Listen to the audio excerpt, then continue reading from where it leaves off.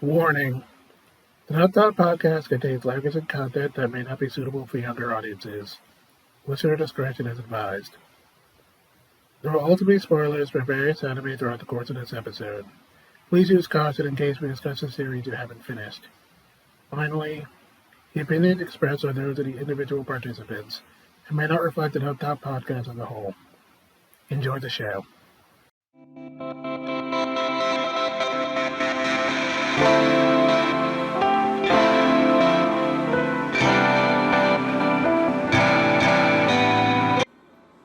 Hello and welcome to Dub Talk, where a group of nerds come together to talk about the latest and greatest in English dubs for anime.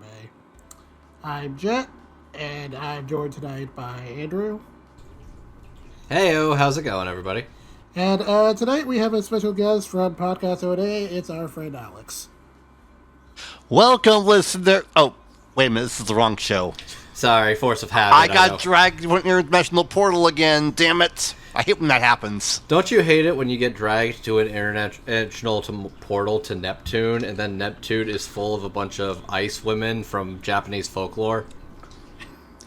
That's only ever happened to me twice, but yes. Something, 2 nickels. So tonight we're here for a bit of an interesting episode. We're here to cover the dub to Urusei Yatsura, specifically the new version that came out a few months ago. For those of you who don't have any familiarity with Urusei Yatsura, although you probably should, it has a pretty important place in manga and anime history as the thing that kind of generated a lot of tropes you're familiar with. But for a plot summary from ANN, Urusei Yatsura is the story of the unluckiest and most lecherous man alive, Ataru Moriboshi. When aliens decide to invade the Earth, Ataru is randomly selected to defend his planet by playing a game of the aliens' national sport, tag. Should he win, the world will be saved. However, Ataru is motivated by far less noble reasons, as the one he plays against is revealed to be the curvaceous alien princess Lum. The game goes on for 10 days, and on the last day, Ataru, motivated by his girlfriend, is sharing a marriage, and consequently, a marriage night as one can assume, should he win, finally catches Lum. However, with his victory, he gives a cry of joy for his coming marriage, which is misinterpreted by Lum to be a marriage proposal. She probably agrees, beginning the two's marriage together. So, I will say this. I have had zero history, attachment, or any knowledge about Urusei Yatsura, or even a lot of Rumiko Takahashi's catalog of work outside of really Inuyasha. But I realized a couple of things during my time going through this, as well as one kind of funny thing after the fact. So in this project is more or less a 40th anniversary greatest hits of Urusei Yatsura being done now by David Production. This is not the entire manga. This is basically a collection of various chapters throughout the entirety of, a 9-year run? Yep, it's pretty long.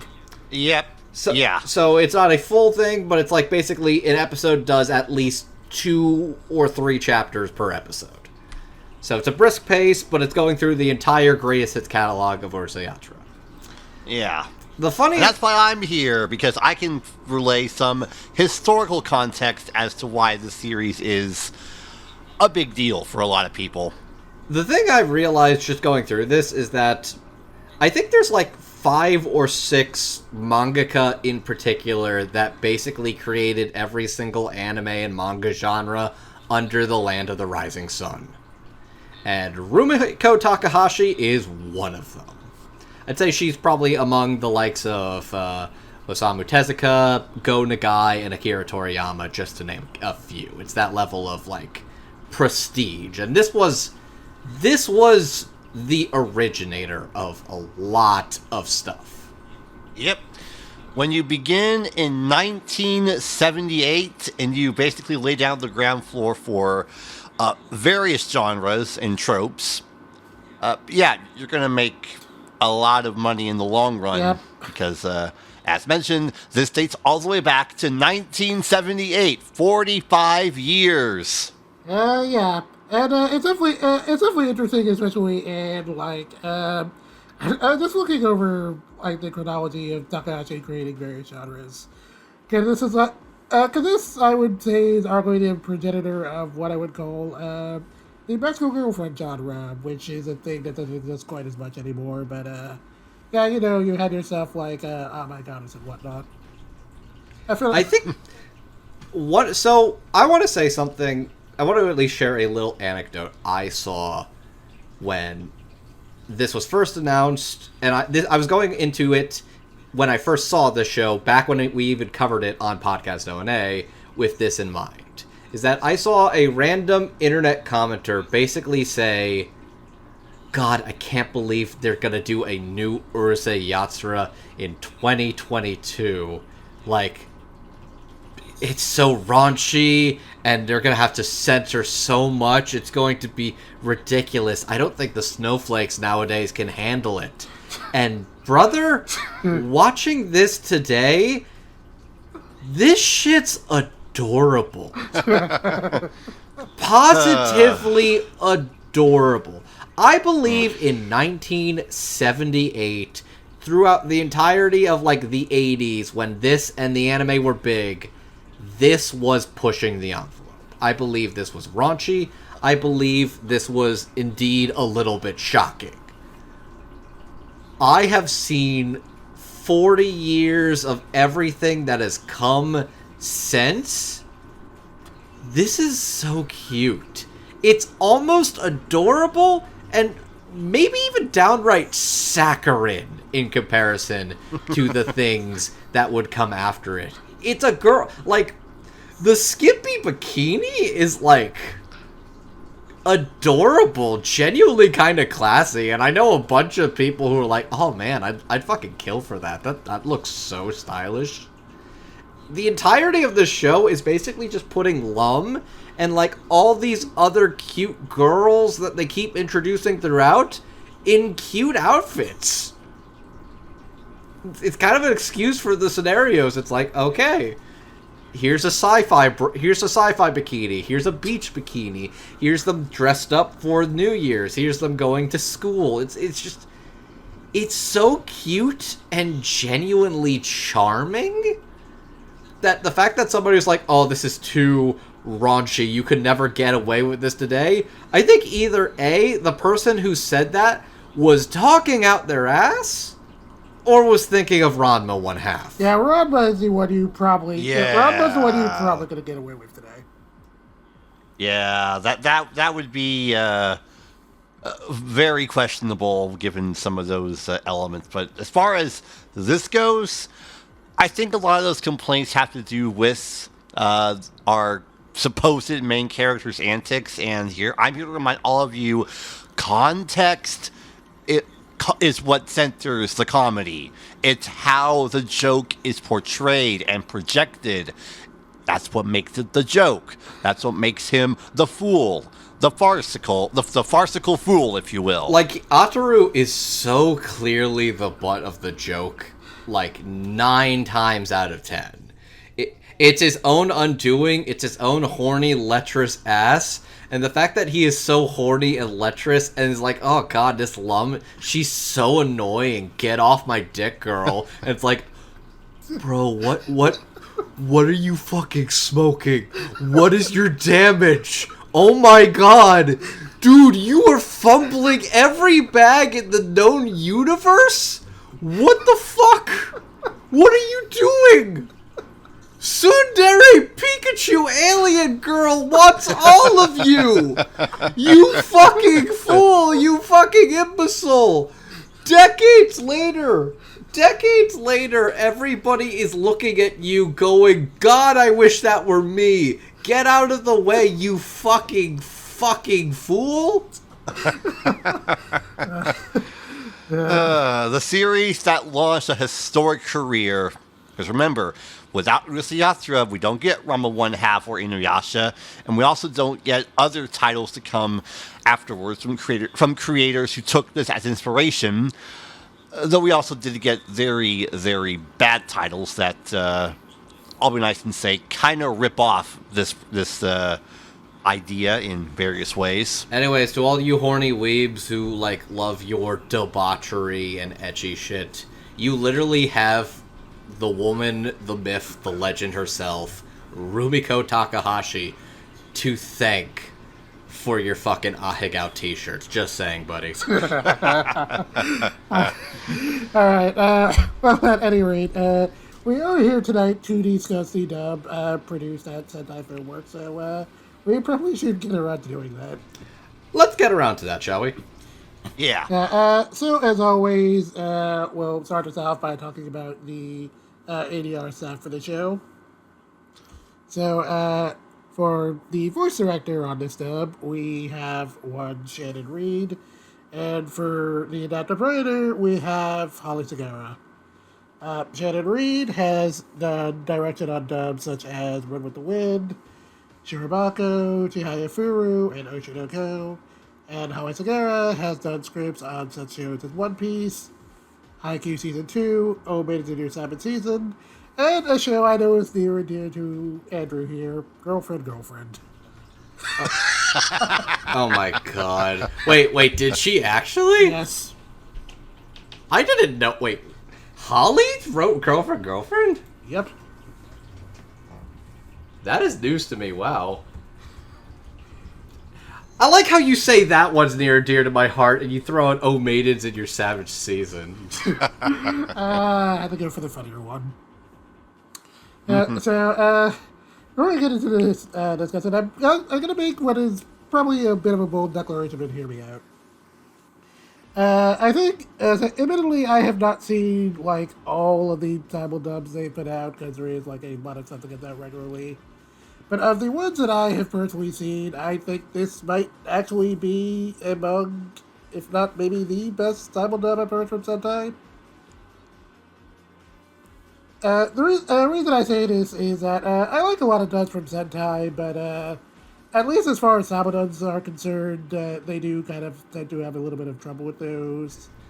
I think so. Okay, so two things. One, I do not think it is girlfriend you are thinking of. I think you might be thinking of Real Girl. I mean, I checked ANA and Girlfriend came out. Domestic Girlfriend. You're thinking of Domestic Girlfriend. Oh, yeah, there it is, yeah. I didn't want to, like, second guess you, but I was like, I literally did a dub talk on that. That doesn't sound right. Yeah. Okay. But Domestic Girlfriend. I can throw in one more just to round everything up. Why the hell are you here, teacher? All right. Okay. Yeah. That'll do it.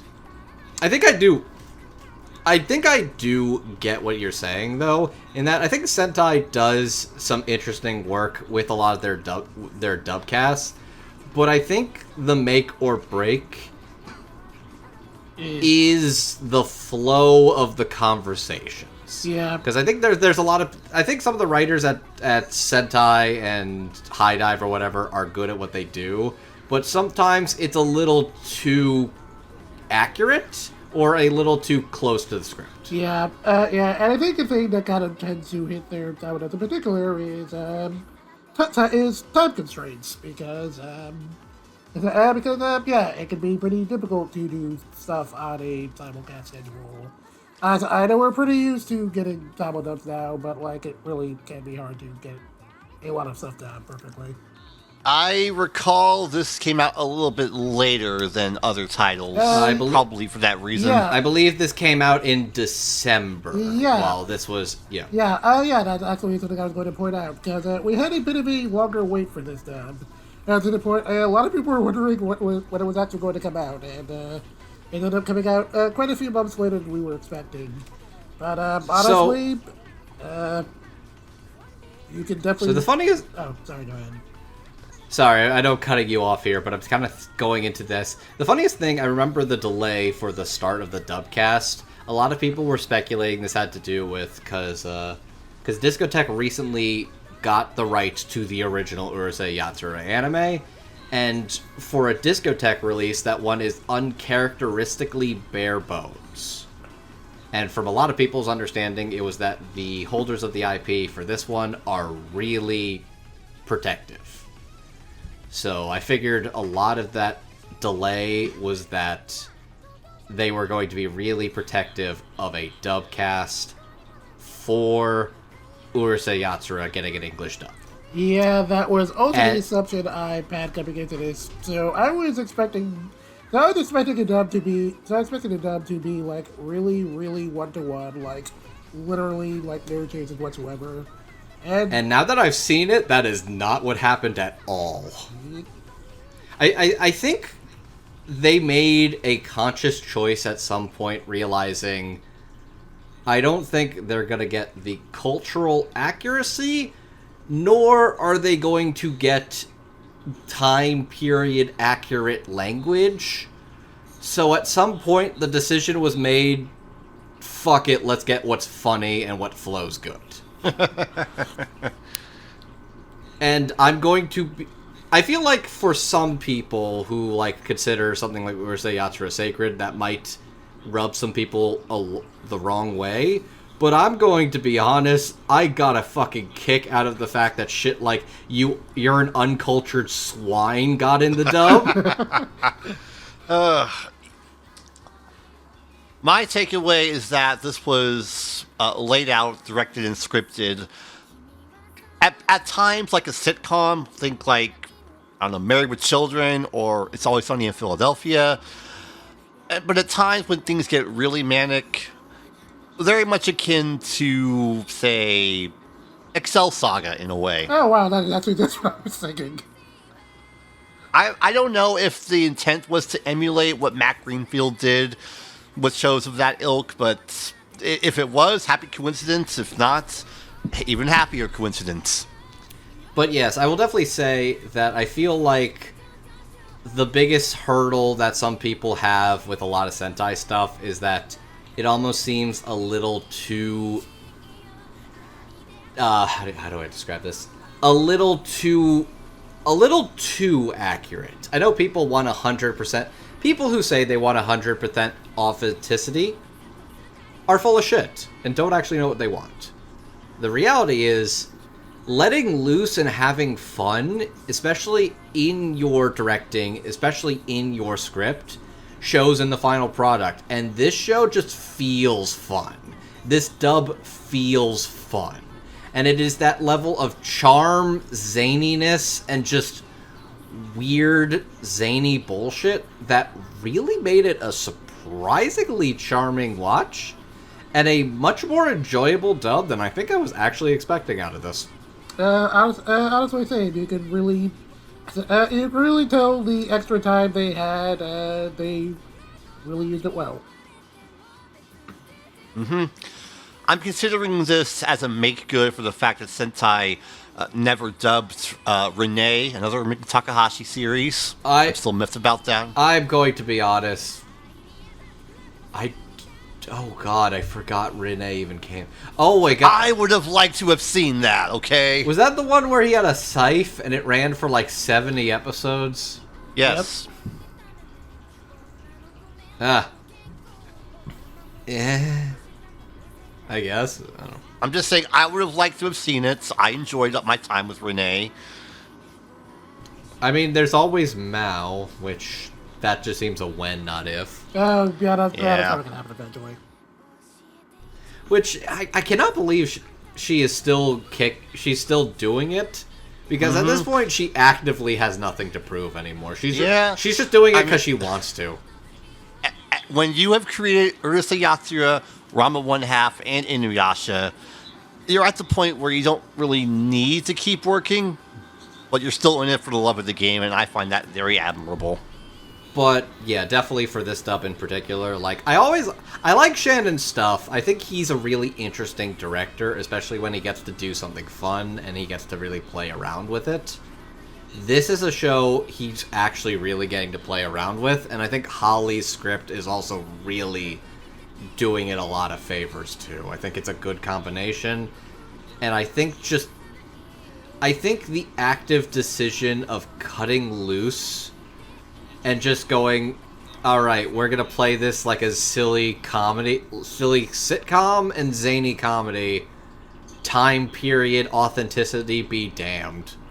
I mean, that's how you get wild lines like "That's redonkulous" in the show. I did remember "That's redonkulous." I did quite like that one. There's a lot of good little zingers like that. They're just kind of loaded throughout. I guess this one's a little more for when we get to Lum, but I need to give a specific shout out to one thing in particular, because this showed to me they knew, and I thought this was a really cute detail.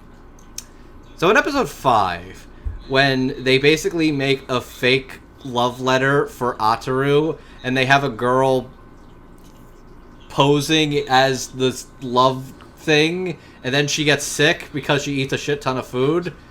And so Lum's like, oh, he's gonna get stood up and he's gonna deserve it. And then she's like, I feel bad. So Lum dresses up as another girl named Otoko, which, God, that is such a cute, stylish outfit. I really love it. When she's posing as the fake girl, they give her a British accent and inflection.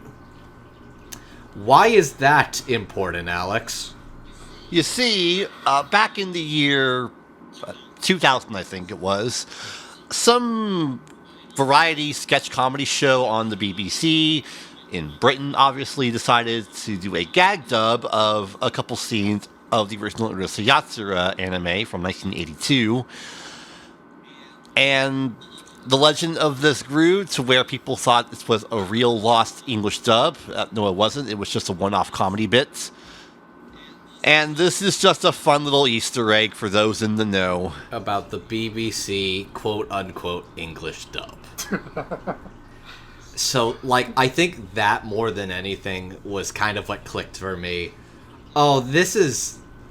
They know they didn't have to do that.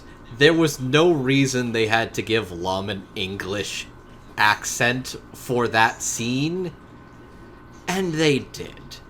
But for those who knew, that is a cute Easter egg that I guarantee you not even the Japanese did. So you know what? Kudos to Shannon, kudos to Holly, kudos to the people working on this dub. There's a lot of very fun choices throughout that I think in general just makes what I feel like could have just been an okay project into something a lot more charming and fun. And honestly, I'm here for that. Hey, and with that, we should probably get into talking about some of the characters. So for full disclosure, we are only talking about Season 1, which is the first 11 episodes of the show. Which usually I'd like to do the full 23 episodes that are available, but I realize the problem is Urusei Yatsura keeps inflating its cast every episode. So at some point I went from arguing, hey Jet, why don't we do more of this, to realizing, oh no, you are right to limit this.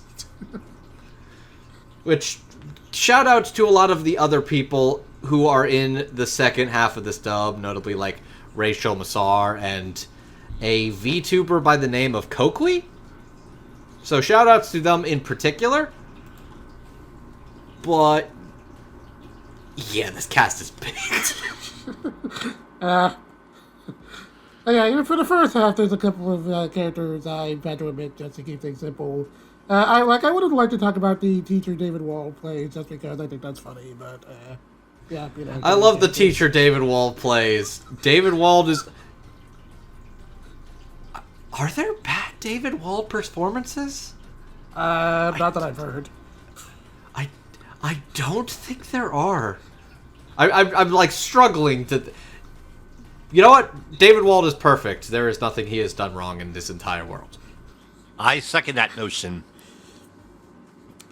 Alright, so, So anyways, what the point is, we had to limit the people we talked about. We didn't get everybody, but we got a good chunk of them. Yep.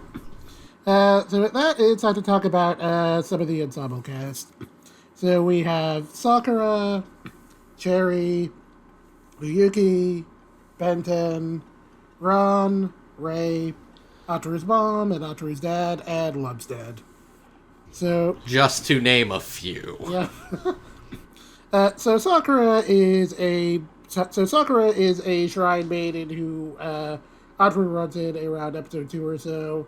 And after inadvertently helping her get rid of a bunch of spirits that were cursing her, she ends up becoming a school nurse at Ataru's school, and hijinks ensue. She is the hottest character in the show. They knew what they did when they wrote "Hello, Nurse" in the episode description. They knew what they did. Also, she might actually be in a committed relationship, which, you know what? Good for her. Good for her. Good for her. Good for her, and good for the hair upgrade, going from those weird '80s designs to what I'm calling Kagome hair. She really looks like Kagome, especially in the Shrine Maiden attire. Also, her boyfriend is Adam Gibbs, which, yeah, good for her. Also, girl's got an appetite that doesn't quit. Yeah, no, oh, fuck, yeah, she is. I'm going to stop before I say something embarrassing. Why stop now? Touche. Continuing, Cherry is Sakura's uncle, and he's a wandering monk who gets involved with Ataru because of his incredibly terrible luck. And Oyuki is one of Lum's alien friends. Specifically, she is clearly based off of Yuki Onna in Japanese folklore. Which the funniest thing to me about this show is literally every single alien is just based off of Japanese folklore. Just every single one of them. Lum's an Oni, she's a Yuki Onna, just all of them. I think that one girl that, like, tries to get to... The one girl that's Sleeping Beauty, just, like, a crow thing? I forget what they're called, but it's Tengu. Like... the Tengu. Tengu, yeah, she's a Tengu. Just sure, why not? I can't believe I know what a Tengu is from Power Rangers of all things. God. I kind of forgot Tengu with Crow, but yeah. Yep. Continuing, Benten is another one of Lum's friends, and she is specifically based off of Benten, who I believe is supposed to be like a goddess from, I think, Shinto mythology. It's supposed to represent, like, luck, I believe, like one of the 4 lucky gods, I think. I just saw her costume, and my first thought was she looks like she just jumped out of Knights of the Zodiac. Totally. Yeah, it does look like a very nice Zodiac costume. And then we have... Oh, sorry, Saint Seiya. You may please put your pitchforks down. Okay, I mean, both titles are accurate according to Toei, so it's fine. Oh, Toei. Toei. If you would like to hear us talk shit about Toei, please turn into Surreal Resolutions PodcastONA. Please do. Got you covered, Alex. Don't worry. Yeah. Continuing, Ron is another one of Lum's childhood friends, and she has the ability to suck the youth from people with a kiss, and she attempts to use this on Ataru as vengeance against Lum for all the time she screwed her over as a kid. And then, Sure, why not? And then we have Ray, who is Lum's ex-fiance. He can kind of turn into a giant tiger monster, and he likes to eat a lot. Sure. And then so many of these are not very deep characters. It is very much just a simple, I want to do this gag this week, and then they became a character. Pretty much. And then we have Ataru's mom and dad, who are just very clearly very tired. You know you suck when even your parents are like, oh, buddy. Oh, yeah, I'm not bailing you out of jail. You suck. Ataru's dead? Oh, that sucks. What's for dinner? They literally see him in the Oni dimension doing their war games, and then they're throwing shit at him, and they're like, well, he's in hell. Somehow I always knew. And it's like, God, it's like he deserves all of the shit that comes his way, but even sometimes you're just like, oh man, that's rough. Yeah, and then lastly, Love's dad is like the head of the Oni clan, and the one who originally leads the invasion against Earth, but then once Love is defeated, he just kind of goes around as like a cool dad-in-law. He's a very big guy.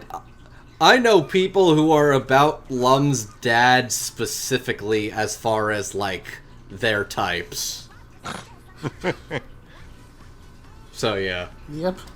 So who plays all of these characters, Jet, and what are some past roles of theirs? Yep, so for Sakura, we have Brianna Roberts. For Cherry, we have John Swayze. For Yuki, we have Teresa Zimmerman. For Benten, we have Alyssa Coulier. For Rod, we have Donna Bella Litton. For Ray, we have Brandon Hertzberger. For Autor's Bob, we have Joanne Bonasso. For Autor's Dad, we have Craig Daly. And for Love's Dad, we have Rob Mungle. Also, sorry, there's no really good place for me to put this, but I want to shout out the Japanese in particular, because the Japanese basically did clean slate of everybody, but Lum's dad is played... Ataru's dad is played by the original actor who played Ataru 40 years ago, and Lum's mom is played by the original actress who played Lum 40 years ago, and I think that's really neat. Yeah, that's cool casting. So continuing, Brianna Roberts has done such roles as Blade Wing in A Dozen of Black Company, Kako Huang in Fire Force, and Miranzo in Wrecking of Kings. John Swayze has played such characters as All for One in My Hero Academia, Akama Nemoto in Uchiho and Tora, and Leif Erikson in Vinland Saga. Teresa Zimmerman has done characters such as Saki Kawasaki in My Teen Romantic Comedy Staffu, Marie in Is It Rock to Pick Up Girls in a Dungeon, and Nanami Kuon in New Boy Kong Ming.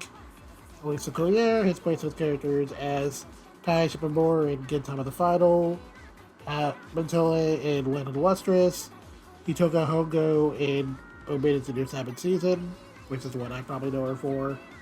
And Donna Bell Litton is a bit of a newer name at Sentai. She's played such roles as Rosa Oriana in The Evidence in Shadow, Platinus Moon in Farming Life in Another World, and most recently, Ai Hoshino in Oshinoko. Brandon Hertzberger has played such characters as John Montague in Vincent Valier Daeon, Shimamose in Pony Pony Dash, and Tatsumi Hiyu in Tokyo Majin, which is a thing I remember from, like, I don't know, a couple of decades ago. That was one of the early ADV things I watched. Joanne Bonasso has played such characters as Nana Karamoto in Flying Witch, Akiko Minase in Canon, and Ryoko Tamiya in Parasite the Maxim. Greg Daly has played such characters as Haku in Uenchari Ramoto, The False Faces, or... Oh, look, I can't even say the name correctly. It's Underwater Ray Romano. It's never not going to be Underwater Ray Romano. It's just easier to say, because Utawade Rumono is just clunky to say. Pretty much. Also, he's played Tenma Hidaka in Love Stage and Akira Hayama in Food Wars. And also Rob Bungle, you've definitely heard him in a lot of things, but specifically such things as Bill Collins in Gunsmith Cats, Mr. Ace in One Piece, and Dumas and Kiba.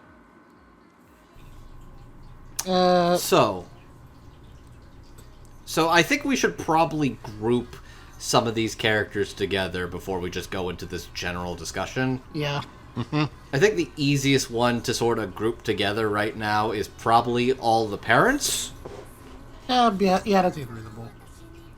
So, I love Rob Mungle, especially as, like, Papa Lum, because he's just got this big, boisterous, loud, friendly persona about him that just makes him incredibly charming and endearing, like, ha ha ha ha! Oh, that daughter of mine, oh, my son-in-law. Aren't you a little rascal, you? I'm gonna just rip your little head off. You need a big, beefy brick house? You got one right here. Kind of reminds me of how the Ox King in Dragon Ball is portrayed as. Oh my fucking god. Yeah, no, it basically is just the Ox King. Oh my god, you're right. Oh god, everything has an originator.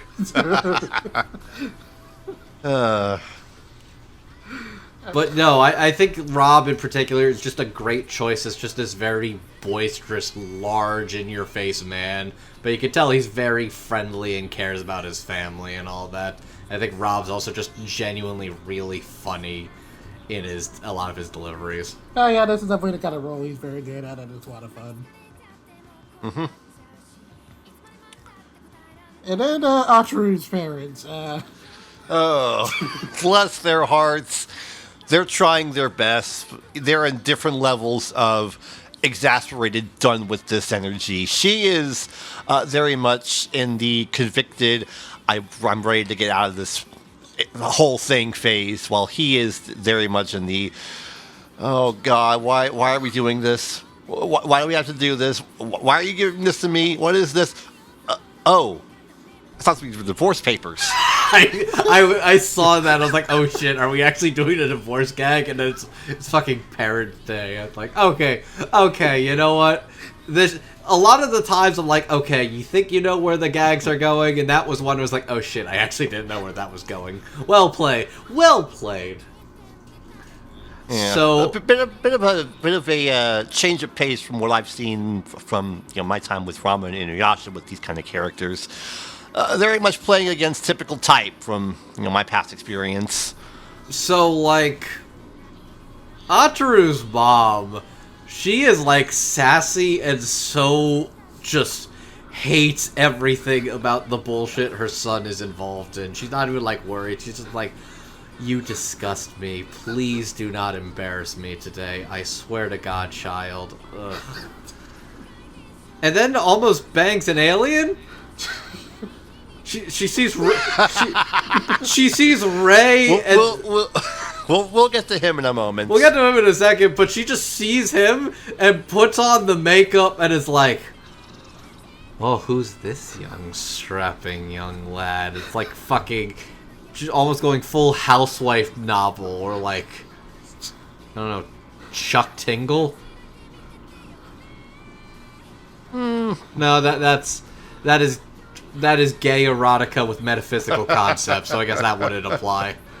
But no, I think Craig does a very good job playing the sort of like, woe is me, oh, I can't deal with this kind of stuff. But I'm just kind of enamored by Joanne's just exacerbated, this shit again.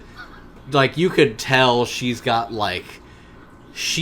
the hard shit under the cabinets. You can tell. But just genuinely, like, really funny. Like, oh, thank God you didn't embarrass yourself today. I'm so proud of you. Like, there are moments you can tell she kind of cares, but she does a good job being like, oh, you are disgusting, and I can't believe we share the same bloodline. And it's very absurd, but you know what? It worked for me.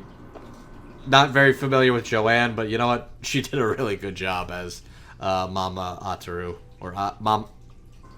Yeah. Yeah, my only other major point of reference for her is probably her character in Parents of the Maxim, which, that's definitely a very different character if you remember that show. Is she the one that, like, holds the baby like it's a bag of chips? Yep. Okay, yes, I do actually remember Joanne. Yeah. Okay, that was an interesting character. Man, Parasite... God, how many years ago was Parasite the Maxim? Like 7? It's probably been that long. Christ, what the fuck is time, friends? Time is not real. And neither are any of these characters' chances of romance.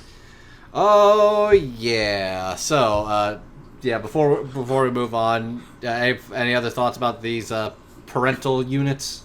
They're trying. They're trying, and Joanne in particular, just real backup job. Just really, really perfect. Just, God, why am I here energy?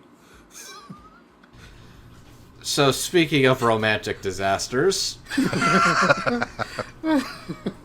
Ron and Ray, So, like, I feel like Ray is the simpler one to go into because his gag is yelling, asking to marry him, eat the food, peace off. Like, as far as, like, cookie cutter, it's literally, I'm an angry man, but also a pretty boy, but also I'm hungry. It's like, like, this feels like the kind of stuff where it's like,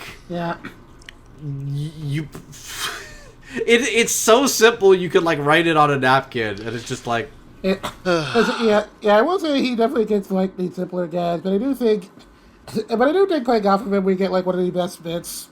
So we probably get one of the best bits from Mendo where like where everyone's talking about how hot Ray is and like he doesn't believe it, and he actually like, sees it for himself. The only thing that matters is looks and how hot you are, and then he sees how hot he is, and then he's so inconsiderate. It's like, no. It's about money! Money is what's more attractive. Right, that's what it is. It's not looks at all. Yeah, just takes one look at him and then he goes, oh no, he's hot! That's the level of insecurity that leads you to panic buying an entire social media platform. Okay. As far as this performance goes, as, you know, the big, wild, tiger-looking creature, nailed it pretty on the head. As the debutante playboy, quote-unquote, very subdued, very laid back. I would describe it as the personification of Sex Panther from Anchorman. 60% of the time, it works. Every time. Combining hopeless romanticism with desperate simping. He's so strange, but I did enjoy his strangeness by the end of this. And then there's Ron, who is... She's a lot. Yandere alert! So, I'll say this. I wasn't fully sure what to expect from Donna. This is the first time I've heard Donna in a thing. I wasn't fully sure what to think of Ron's aggressively cutesy side. Like, I think she does a decent job, but I think it's that level of, like... I could tell, even compared to some of the other people in this cast, Donna is definitely a little bit greener. But what really works for me is when Ron's fucking angry. I thought her specifically just being like a shit kid and is like, oh, you took my boy? I'm gonna take your man, girl. Wahaha. It's just kind of like being. It kind of makes the fact that she's pulling like the fake cutesy girl card even funnier in hindsight. And I think from that perspective, I actually really did warm up a bit to Donna's take on Ron when I thought I was a little rocky on it at first, but I was like, no, she's kind of going for the fact that she's very two-faced in general. I think for an absurd comedy like this, it actually leads to some pretty fun, enjoyable reactions. Yeah. Sweet on the first meeting, and then, oh boy, she gets into no bullshit mode real quick. That girl would commit crimes if she was unintended. There's nothing I can do about it. She would just commit crimes. She would just commit crimes. What is the record of people who commit crimes versus are in a registry somewhere in Urusei Yatsura? Yes. There's like a few characters I could say, you have done nothing wrong and deserve good things. The answer is yes, considering some of these people live in different plateaus of our omniverse. For sure. God, so yeah, aliens can just kind of travel just wherever through interdimensional portals and just, like, an air bike from Neptune, I guess, just for the sake of, hey, we're here for New Year's. Because who cares? This is gag comedy. All of this is gag comedy, which means the people here are stronger than any shonen protagonists. That's how it goes. Like, literally, just wrapped up the manga of Mashal, and it's like the entirety of Mashal is that he is in a straight shonen manga, but he is a gag character, which effectively makes him unstoppable. So yeah, there's a lot of aliens that can just kind of come and go in particular, like Benton and Oyuki in particular. So, I'll say this. Alyssa does a good job as Benton. I feel like her character doesn't have as much to do compared to some of the other ones, and didn't leave as much of an impact for me. Not because I think she did a bad job, but she kind of shows up like 2 or 3 times, and her deal is, Ataru, you're gross, get the fuck off me. And that's kind of been it. And I know that seems pretty synonymous with a lot of other people, but for her, it was basically, Ataru, you're gross, get off me. Which is unlike Teresa Zimmerman as Oyuki, which is, oh shit. Oh, do you want to get with me even though you're in a committed relationship? Oh, this is so wrong. But oh no, you're already on top of me. Oh no, I'm already exposed. Oh, what are we gonna do about it? Oh no. And get that jazz music going. I want this to be spicy. Oyuki's just straight up like, oh god, yeah, take me now. Yeah, like the song goes. You're as cold as ice. Yep, and You're willing to sacrifice our love until you meet her, and then. yep. Yeti cockblock. Yep, to which I do appreciate the eventual punchline when I was like, oh, as it turns out, she was trying to seduce Satoru to get him to do a bunch of labor for her. Because there is only one woman in the world who wants Satoru, and only one.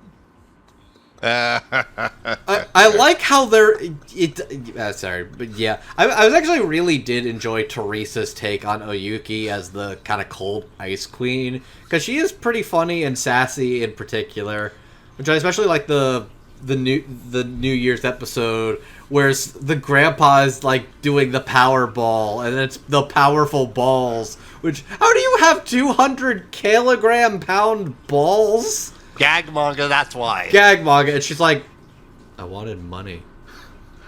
Should have given me money. And it's like, yeah, you fucking tell him, girl. You fucking shake him for everything he's worth. Yeah. I think the roles beget the casting because you have icy cold blue and fiery red. It just fits with the personalities, and it's portrayed exceptionally well. Because yeah, you have Cold Ice Queen and Wild Redhead Biker Gang Girl, which she's as the Italians would say, c'est fantastique. Which she's pretty good in that role too. But yeah, I also actually now I'm thinking about it. Quick shout out to Alyssa Merrick as Ryoko Mendo, whose whole deal is that she is just basically a shitty kid prankster. And she just likes to fuck with people. And you know what? That's a fun level of rich. It's like, I'm gonna use my level of wealth to make a shitty board game and mess with my brother's friends. You do, and deliver him food that gets spoiled after 5 days because it was carried on ox carts. Oh, I saw the fucking food thing. I was like, oh, you're diabolical. Ooh. But yeah, no, that was a fun one. But no, I really thought Teresa and Alyssa were very fun choices. I think Oyuki is definitely a very pretty character for sure in particular. Benton's got that cool fiery redhead thing. Sakura is the hottest character. We're all in agreement, right? Oh yeah. Oh yeah. Like, I cannot believe her and Cherry even share genes. It's bound to happen at some point. I guess. Which, I guess actually I should just give a shout out. I can't fucking believe that's John Swayze as Cherry. Yeah. For characters like that, there's a template to follow. And it was set by Paul Dobson many years ago. Though it's more like Miyoga in Inuyasha and less like a certain other character in a certain other Rumiko Takahashi show. Yeah, everybody keeps telling me about how that thing is the worst thing in Ranma. If you need an idea of how bad that is, Imagine you take Ataru, and you take Masaroshi, you make them into the same character, you take away any likable traits they have, but also this character is invincible for some reason, like literally none of the other characters can touch them. And they're in basically every chapter after a while. Oh. It stinks. Oh. Oh, that's... Yeah. Oh. Oof. Oof. Okay. That being said, Cherry is not a pervert. Cherry is just a fucking weirdo. He's like a weird little Elmer Fudd-sized monk man. And he's just like, oh yeah, I'm just here every now and then. Inexplicably for the sake of comedy. But also, he's here to tell you that, Ataru, what the fuck is your deal? Why are you so cursed? Yeah, I definitely do appreciate the really wacky boys John Choice is putting on. And it's kind of funny you said that were fun, because there was a Looney Tunes joke I was going to make when we got to Love and Ataru. But I guess Oh my god. Yeah, I like what John Swasey does. Again, very akin to Paul Dobson from many years ago. The voice tends to fit the mold of the character here. I think if I have any, like, reference, like, I know John Swasey is a talented actor, but there's, like, maybe one other thing I can even think is similar to this, and it's a deep cut. You remember The Undertaker from Black Butler? I haven't seen a lot of the Black Butler done, so... Okay, the closest reference I could even think for his Cherry is The Undertaker from Black Butler. And even that's a little more grounded and bishy compared to Cherry, who is just a fucking weird little freakazoid man. To which I think the best guy to do with that is like the whole thing where like they're on the beach and and you see like there's this whole episode where you see this little boy who's supposedly like getting rid of a dog, and like there's all this flashbacks to the boy like spending time with the dog that you never see, and it's like it's supposed to be really sad and sentimental. And then you open the box and see who the dog is. It's fucking Cherry. That was a good, weird, what the fuck gag. Which, I like the little Poachy thing, which I now see is Mark X. How do you say it? Laskowski? I think Laskowski. I think so. Which I liked him as the little Poachy thing. I was like, I hope you get a break. Because you're a cute little freakazoid. Though he just doesn't understand public boundaries, and it's like... Sakura was going to go to town on her boy there, and he just kind of broke their space. Little cock block, doing his best. Oh, poor Sakura. She tries to get some quality time in, but she just can't help but be pulled into the orbit of these dwindling morons. Which, correct me if I'm wrong, Jet, I think this is Brianna's first Houston dub? Because, like, a lot of what I associate with her is that she's done a number of stuff in the Dallas area. Most notable one is, I'm very familiar with, she's a lot of maternal, mother-like characters, and Miranjo, which there is so much to unpack about Miranjo as a character from Rank of Kings. But she's just kind of like the hot big sister who's just not paid enough to deal with this bullshit. Yep. And also just a bottomless appetite. I like the fact that girl's just got a big appetite, and it's just like, damn girl, you do you. Which like the first time we see her boyfriend, he's just like, I ordered something for you. And it's just basically like a comically sized like buffet being brought to her, and it's like, oh, that dude is getting fucked good tonight. You know it. So I asked when to decide to check in, and as far as I can tell, this is indeed her first Sentai thing, so that's neat.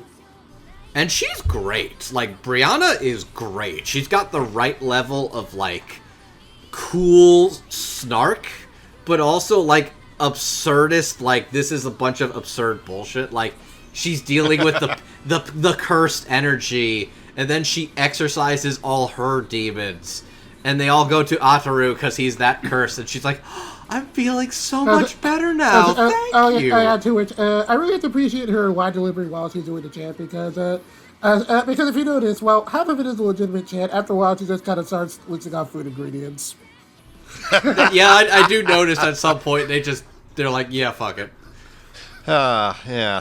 At times, she can be absolutely manic, but also at times endearingly charming, albeit to a fault with the Sims everywhere. But hey, sometimes exercising some boxing gloves will help cure those woes of the day. As you do. But also, girls just... I feel like as far as, like, girls who set boundaries with the shit kid, it's like, okay, you set them pretty early, you knocked his ass out, but you're also, like, you have a life that is outside of the shenanigans of the plot. Good for you. I'm happy for you, girl.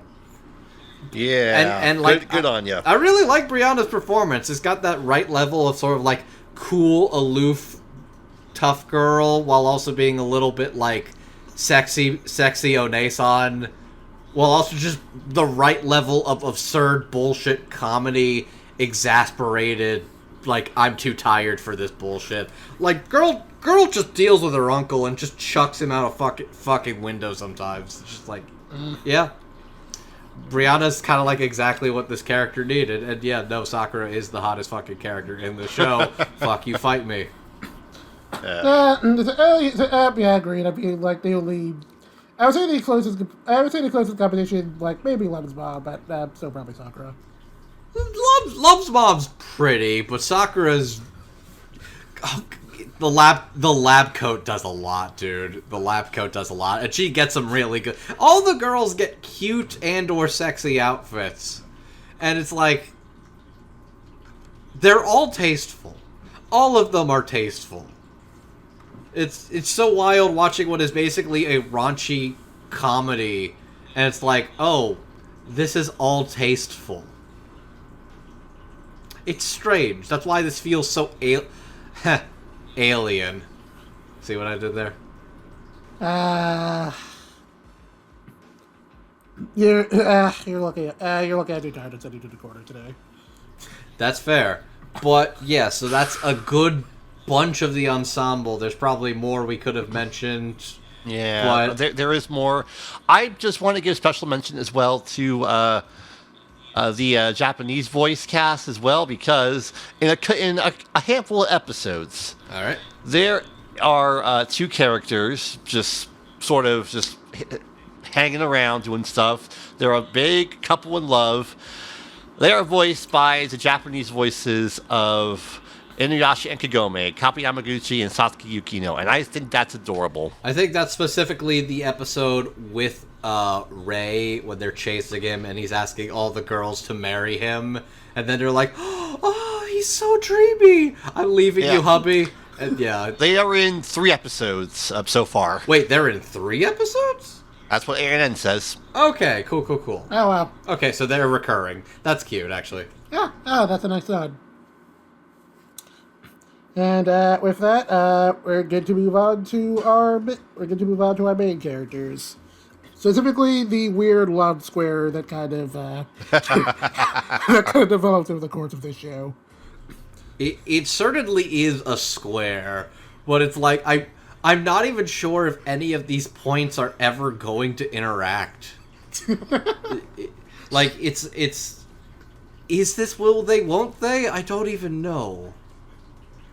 It's are they? That's what it is.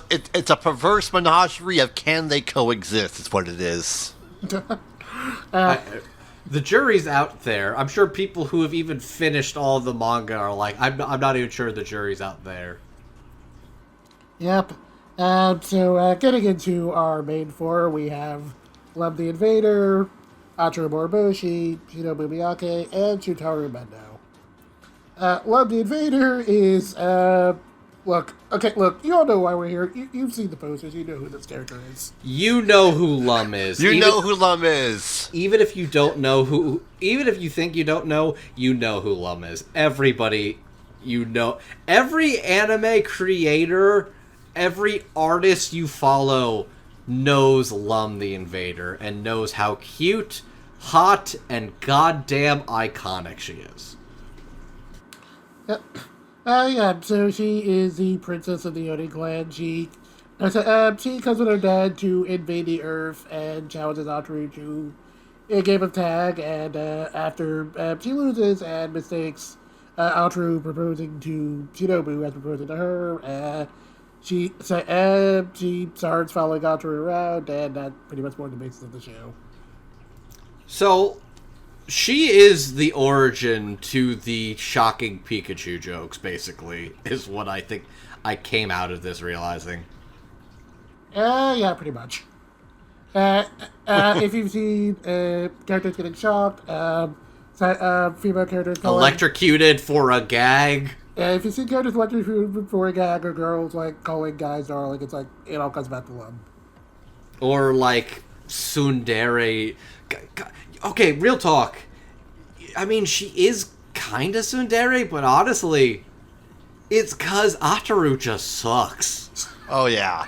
It's like, literally just like, cuddle me. Ew, get out of your way. No, I want to get on this new girl I just saw. Yeah.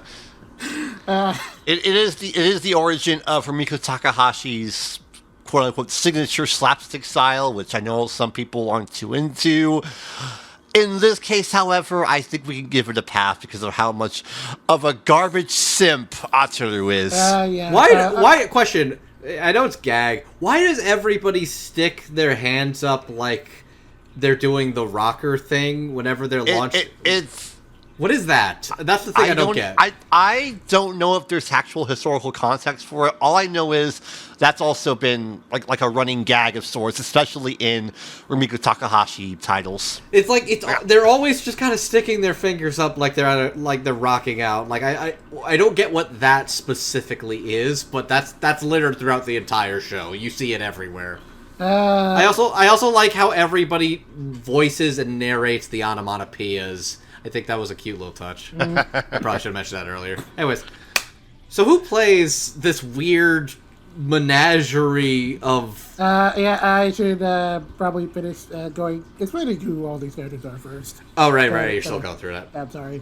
So continuing Ataru, as we pretty much been mentioning this whole time, he's a very sleazy guy. He sucks. He sucks. Oh, yeah. He sucks. What makes the show work is that everybody knows he sucks. There is no... I don't think anybody is going to defend Ataru Moriboshi. I feel like people would defend Ataru Moriboshi now because I know people who are still... there are still some apologists for Kazuya from Rent-A-Girlfriend, so anybody can be hopeless enough. Okay, I will say this. Ataru is at least, like, more tolerable than your average isekai protagonist. He's more average than your isekai and, like, a number of shitty rom-com harem leads, because a lot of the ones we get now, they market it so that you want to identify yourself and sell yourself in the fantasy of being the harem guy that everybody wants. This is just... Oh, dude's got a bombshell babe already, and he is ignoring her to perv on everybody else. Which is insane. Like, you don't understand. Like, this was 40 years ago. Can you imagine? Can you imagine that in, like, any other show? Just fumbling the bombshell babe that is so into you so hard and going for every other girl instead. Well, I think the core difference then to now is that nowadays you get titles where female characters are written to be inherently attracted to your garbage isekai harem lead, whereas in this case, most people don't want anything to do with him or be around him for any reason whatsoever. Yeah, pretty much. Yeah. So the funniest thing is, I thought there would be a much more long-lasting attraction with Shinobu and him. There's a funny story about that, but I want to go over introducing Shinobu first. Okay, go for it. So Shinobu is introduced in the story as Ataru's girlfriend, but then later on in the story, trades up, quote unquote, for Mendo because Mendo's a nicer person, supposedly. But that's basically the in-story reason for why this happens. The meta reason for why this happens is much funnier. Do tell. I need to know. So in the earliest parts of the story, I guess back when the civilization was first starting out, Ataru and Shinobu were originally supposed to kind of stay together as a couple, and one was specifically supposed to be like an antagonist who would occasionally show up to kind of get in the way of the relationship. But then, as the series kept going, it turned out love was extremely popular. So Takahashi did. Takahashi, seeing that love was incredibly popular, eventually decided to just kind of shuffle Shinobu to the side and make love the heroine.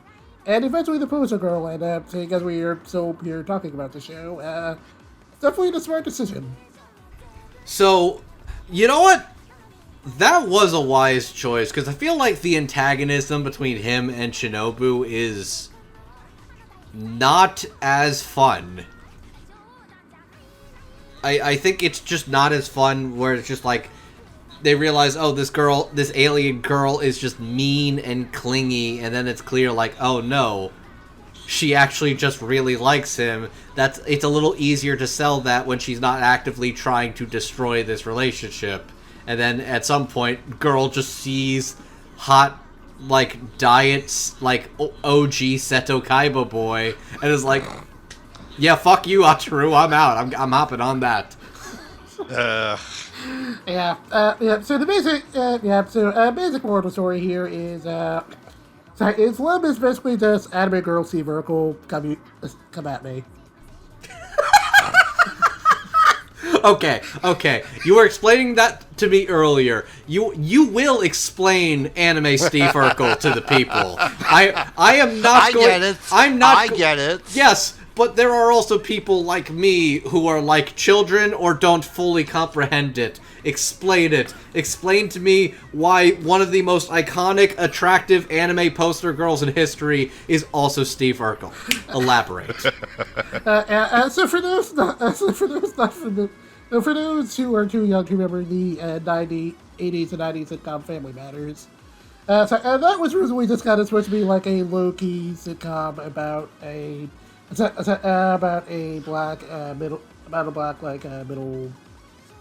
income family, and somewhere through like the first season or two, a character by the name of Steve Urkel introduced, who is originally attracted to the Winslow's daughter Laura, and just kind of followed around a lot. He was originally supposed to be around for only like 1 or 2 episodes, but then he somehow became a pretty popular character. So he just kept showing up, and then at some point he just basically became the main character. So that does make sense now that you've explained that. Thank you. I mean, I watched old TV, so I knew what that meant, but yeah.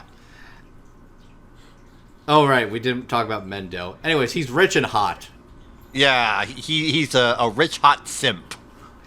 You know what? He's a good boy. He's just kind of lame. Yeah. He also doesn't like being in closed areas with no lights. That's when he freaks out. Yeah, that feels like a genuine trauma. That it's like, if this weren't a gag thing, it's like, oh, there's a story there. Yeah. Yeah. And they've all been brought to life thanks to these wonderful individuals by the names of. Yep. Frank Love the Invader. We have Jane Kelly. For Otto Morboshi, we have Nathan Wilson. For Shinobu, we have Cat Thomas, and for Mendo, we have Jack Sansbury. Jane Kelly has played such characters as Akira Asai in Call of the Night, Ochida and Girls in Panzer, Das Finale. Those are basically the 2 major things I can find for her. She's a bit of a newer face in Sentai. Interesting, okay. Nathan Wilson has played such characters as Scale in The Eminence and Shadow, Aces Tsukasa in Food Wars, Soon Soon in Real Girl, and the thing I know him best for, Jojo Kizuki in Run with the Wind. I was watching this, and Steph was like, why does he sound so familiar? Then I said it was Nathan Wilson, and she's like, oh shit, that's Joji! Kate Thomas has played such characters as Now and Now in Ahiro no Sora, Mei Yashio in Release a Surprise, and Momo in The Executioner and A Way of Life. And then Jack Stansbury is another somewhat newer face in Sentai who's been getting...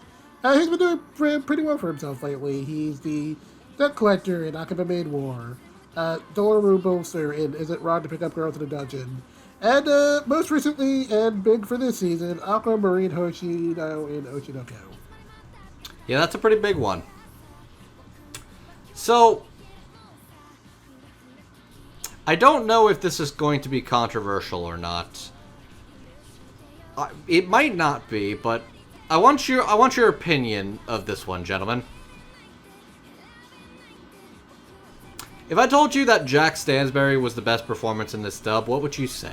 I would say, yeah, I would definitely say it is up there for me. I would also kind of say neck and neck with Nathan Wilson, but yeah, Jack is really good.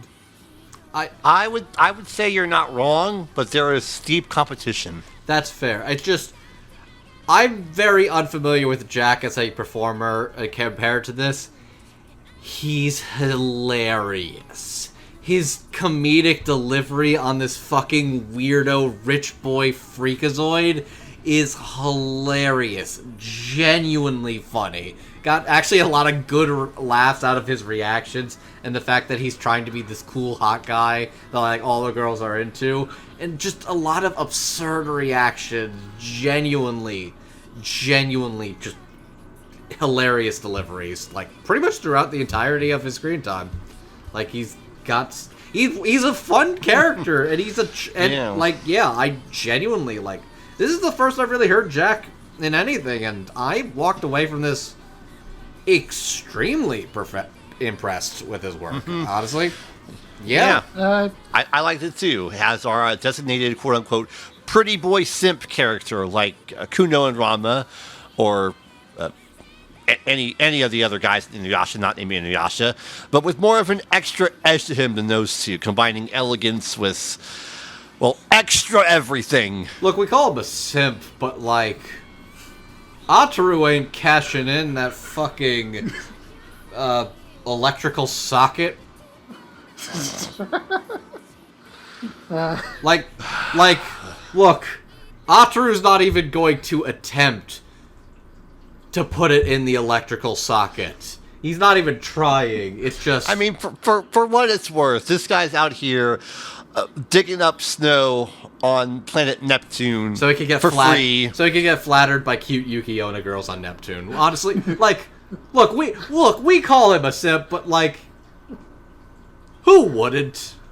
Who wouldn't? Like, if you're just like, yo, fuck it, I'll be nice. Your muscles will pay for it later, but hey, they'll warm you. They might offer to warm you up after. It's all good. Yeah. I think specifically the closest he does kind of get through simp energy in like a very funny way is it's specifically the episode with the Tengu girl, which is extremely funny. I love the fact that it's like, why do I have to marry the first guy that wakes me up from a kiss? And then everybody's like, oh, I did it because they told me to. Oh, that just because it was tradition. What happens if you break it? I don't know. And then they just go all the way back in time, and then the dude was like, I didn't want to feel guilty about kissing a girl who was unconscious, so I just made it a tradition. And it's like, if that just isn't Catholicism in a nutshell there, folks.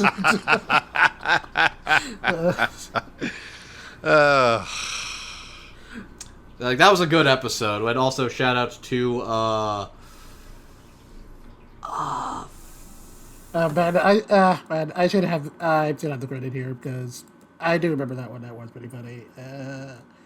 Chaney Moore as Kurama. Uh-huh. Yeah, she was very funny in that.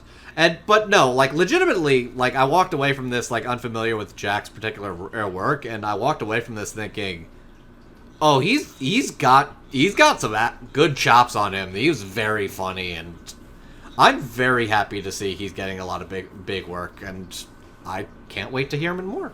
He's really got the right energy for this. He does a really good edgy anime boy thing really well. And he also gets to do a lot of really over-the-top reactions. And then of course, the bits where, like, he found out about his whole, like, phobia about the dark and stuff. And he does a pretty good job with the reactions there, too. That's always pretty funny. He's got good reaction noises. He's got a good stick up his butt. He's got very vindictive rivalry with Ataru. But he's got some great chemistry with just pretty much a lot of the other characters in general. And just is very silly. He's a very silly character, and he is very much a welcome addition as a boy who sucks way less than Ataru. Yeah, like, he's very silly and very extra with everything. It's not that he doesn't suck. It's that he sucks less. And if you're going to make me say that the fucking rich billionaire kid is less shitty than your main character, then man, your main character really sucks. But they know. The key to Urusei Yatsura is that the entire thing is centered around how much Ataru sucks. Yeah. Especially since he can never cash in the bag. Yep. Ever. Yeah, but before we get to those two, we should briefly talk about Keitama Shinobu, because Shinobu is probably the one character in this whole ensemble who has done nothing wrong. She really hasn't done anything wrong. Girl, like, I'm also realizing, God, just angry girl lifts something up for comedic purposes and smacks somebody with it is just... Yeah. Yeah. She's just a constant display of exasperation and annoyance, and it comes through in this performance. But it's never unwarranted given the circumstances of what she has to put up with. And I think everything is delivered quite solidly in that regard. She does a pretty good job flipping between, being a generally pretty nice person, trying her best with, like, the hand she's held, and then just flipping out whenever Ataru is Ataru, because he deserves everything that happens to him. I've heard Kat in a lot of different roles, so it's very interesting to hear what is basically kind of like this scorned, like, romantic comedy lead who's also just realizes, oh yeah, I'm trading in these busted wheels for new hardware. Which I love the episode where they're trying to do the cave thing, and it's clear they all have ulterior motives and they keep going astray. And then it just ends with the two boys alone in the dark together. They're like, ugh, get off me, man. It's like, yeah.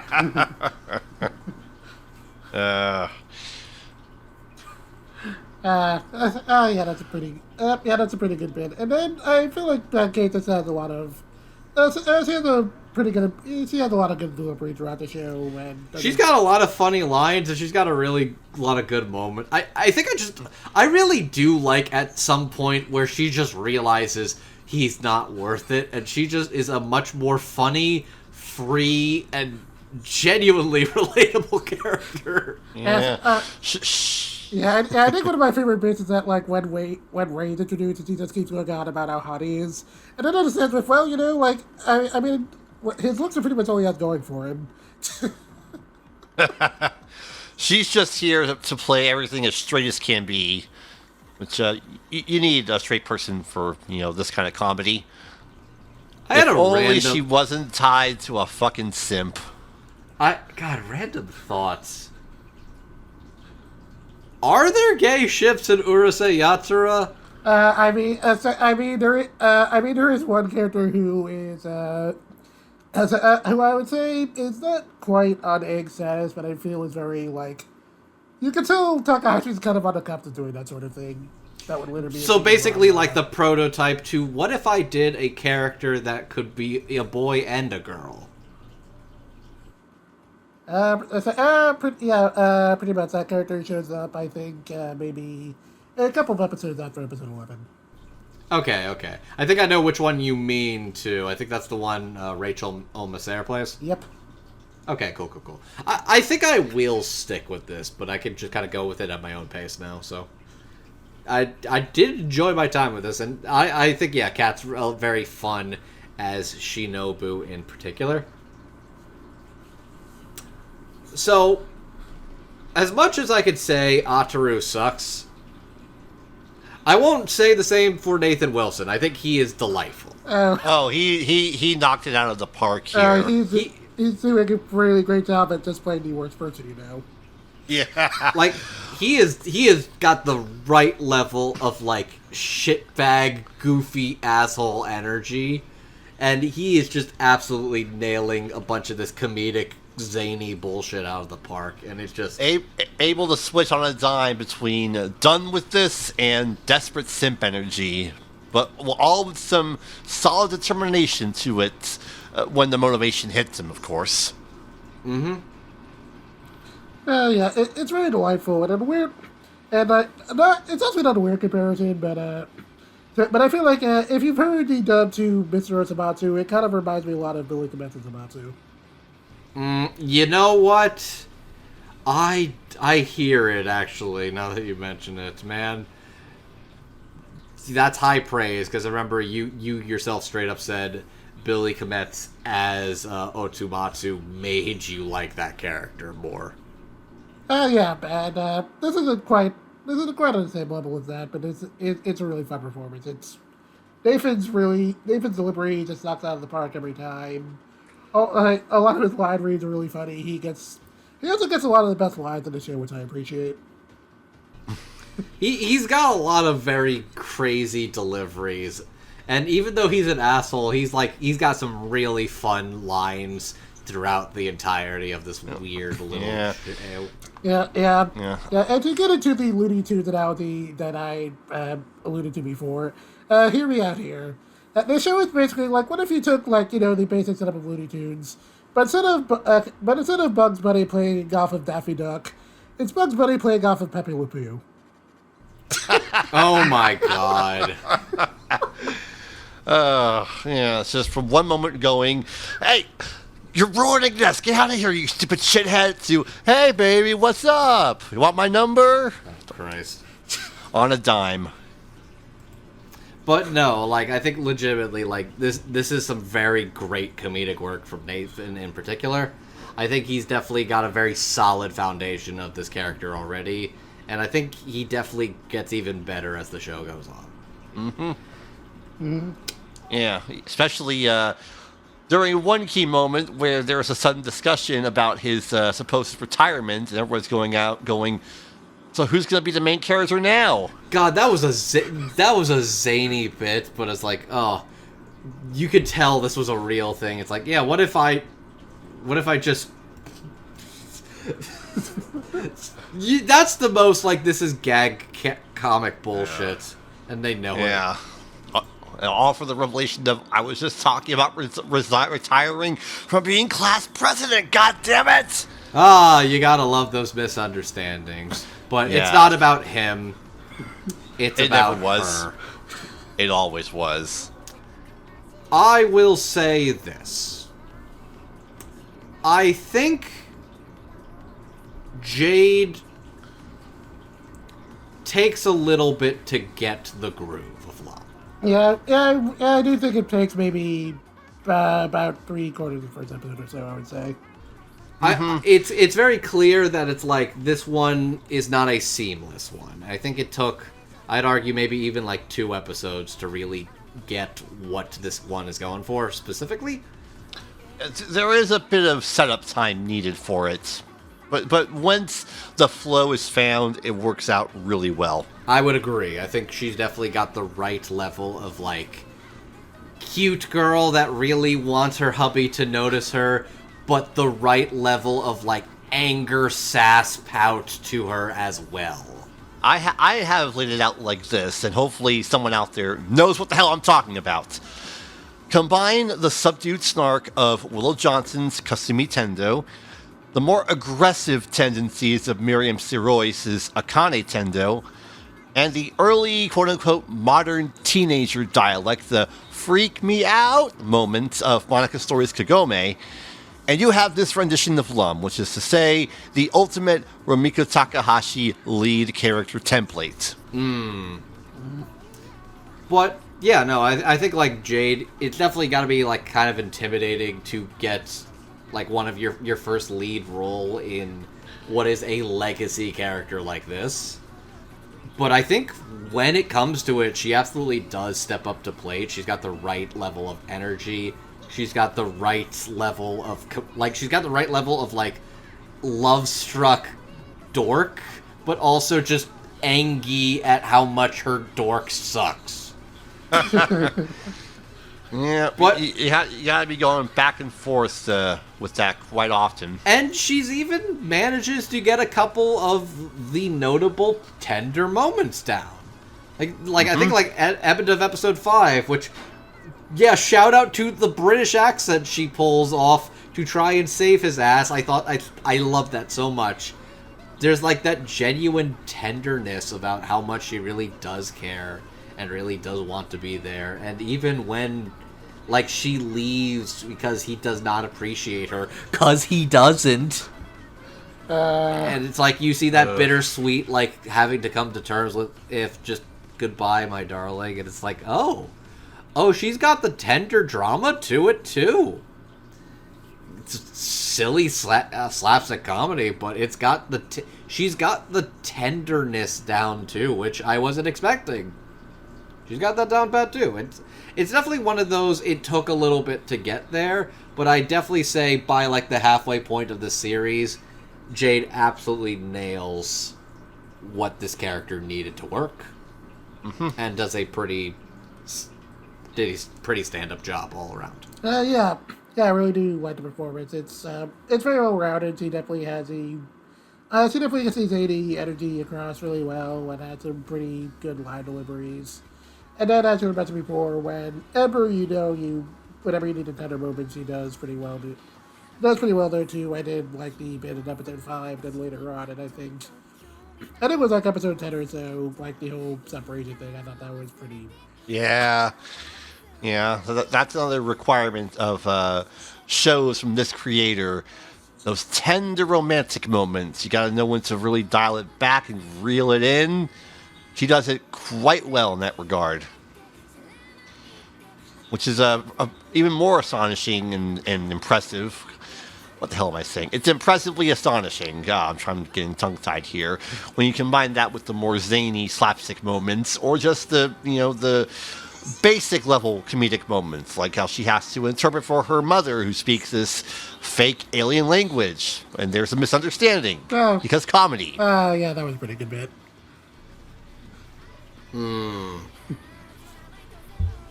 But yeah, no, I very much enjoy this core cast of characters, and I think honestly was very impressed by this whole ensemble in general. Yeah, definitely a pretty good ensemble. I really do like how all 4 of these performances turned out. I thought they were all really well done. Just pretty impeccable. And with that, I think we're good to move on into final thoughts. All right. This was a lot more enjoyable than I was expecting it to be. Not just because I didn't know what to expect from like a retro gag style like raunchy comedy series, but also from a modern like Sentai dub of what is a legacy property like this. And what I got was a lot more fun and also a lot better than I was expecting. I think definitely Sentai dubs can be good and definitely can be really solid, but I think sometimes it can be at the mercy of how strict to the script they are able to stay or stray from. And the fact that this project in particular was able to stray and really go with a much looser, just have fucking fun with it approach really, really helps the show a lot. And I think it's all the better for it. Considering my background of having a lot of experience with dubs of the other Rumiko Takahashi series, mainly Inuyasha, Ranma 1/2, I kind of knew what to expect going in. with the groundwork of this being a gag comedy series. We're going to get a lot of zany slapstick with a lot of exacerbated delivery, for lack of a better term. I got that and then some. Like I mentioned, it's laid out like a sitcom, like It's Always Sunny in Philadelphia or Married with Children, with more chaotic tendencies of a show like Excel Saga. Everything just gets dialed up, and I think it paid off in the end. This is fantastic. It's a great, quote-unquote, modernization of what is a modernization. I'm down for more. We got a second season. The show will be coming back in 2024 to finish up the second half of its run. Because they announced this as going to get like a full year's worth of episodes. Uh-huh.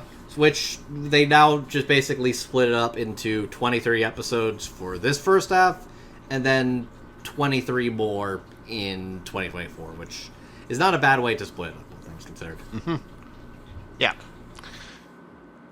Yeah, looking forward to the rest of that. And as for me, I had a really good time with this time. Like Andrew was saying, I wasn't quite sure what to expect from it, both because I wasn't sure how this sort of legacy title was going to be handled in general, and then I didn't know how Sentai was going to handle it dub-wise. But this reboot turned out to be pretty fun, and the dub turned out to be pretty fun. Sentai definitely, it took a bit longer than we were expecting to get this dub, but Sentai clearly used that extra time really well. The direction here is generally solid. There's a lot of fun casting choices. The script is appropriately punchy, which is definitely needed for this kind of comedy. It's a really well-rounded effort from them, and I'm really impressed with how this one turned out. So yeah, if you have any interest in the classics, or I guess a more accessible version of the classics, this is definitely something I would say is worth checking out. At the very least, you will gain a deeper familiarity with like certain anime tropes. By the time this episode comes out, the entirety of the first half of Urusei Yatsura, listed as Season 1 and Season 2, the dub will be available to watch on HIDIVE. Yep, so definitely check that out. So that more or less wraps things there. So we are the Dub Talk Podcast. You can find us on the Twitters, the Instagram. We have a Twitter account. We have an Instagram and Tumblr, which we have started back up again. We also. Yeah, we would make Tumblr as dad jokes, but honestly, it's Twitter this time right now. Tumblr is fucking fine compared to the Twitter, which is just a shaky foundation. We'll ride that boat till we get there, and we are, of course, always exploring other options, because at this point it's just... yeah. Which is the... Do you know how hard it is to find a social media I like? Because at this point it's just... It's rough. Yeah. We'll find something, don't worry, just please bear with us. Yeah. So, you can find new episodes of the podcast on YouTube, Podbean, Spotify, wherever you listen to podcasts, you can find us there. And if you'd like to support anything we do, you can support us through a one-time donation to our Ko-fi, or you can be one of our lovely patrons. And before we end it tonight, I'd like to give a shout out to our patrons. In the $5 tier, we have Megan's mom and dad, Michelle Travis, and Victor Ramboda. And in the $10 tier, we have Anthony Brown, Carla Lessicow, Julia W., Kim with Soup, Bertha Lenti, and Otaku Anthony. Thanks for all your support, guys. We really appreciate it. We love your faces. And before we wrap things up tonight, is there anything you guys would like to plug? I mean, my usual go-to plug, like, my name is Andrew, aka Classy Spartan. You can find me over on Twitter at MangaMan9000. And my only other plug is the thing we all do together. Usually it's like my fellow Dub Talk co-host Jet, and it's also Alex here too. This is literally just PodcastONA. You already mentioned my show. I don't like the internet. That's all I have to say. I don't think your show's called I Don't Like the Internet. It's Surreal Resolutions Podcast. Yeah. Look, I got the shill for you. Don't worry, I got you, Bo. Hi, Gab. So, as for me, you can find me on Twitter at DivineNigga, where I'm usually just been talking about anime news or comics or video games or, I don't know, whatever's happening in the world. Because there's always things happening. I also freelance write occasionally, and I also have a new blog. And I also have a new blog that I've been writing things on, the Nerdy Abyss, where I've usually just been doing weekly write-ups of whatever Shonen Jump things I'm reading. And then beyond that, you can also find me on True Resolutions PodcastONA alongside these two guys here. So Hey, what's good? Yep. Yep. Yeah, I guess that more or less wraps things up for tonight. Thanks for joining me, guys. No problem, man. This was a fun one to do, and I appreciate you for inviting me to check this one out, because I probably would not have otherwise. Thanks, man. Seconded. Yeah, thanks for joining us tonight, Alex. We're real glad to have you here. Yep. All right. Yep. So that was the raunchy... This was literally, like, so wild to watch, because this is the progenitor of all of the anime. All of the anime bullshit. Everything good, bad, and in between. It all comes back to Rumiko Takahashi in particular.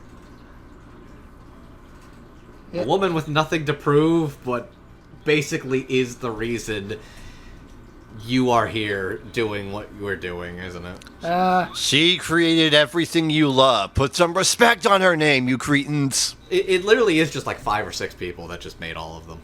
Good for her. Pretty much. So, yeah, that more or less wraps things up. Thanks for joining us, friends, and until next time, Otaku on Friends. Don't fumble the Electric Oni Princess. Never fumble the Electric Oni Princess. Yeah, you get it, Ash. Don't fumble the cute Oni girls, right? Thanks, buddy. All right. Good night, everybody, and Otaku on. Bye.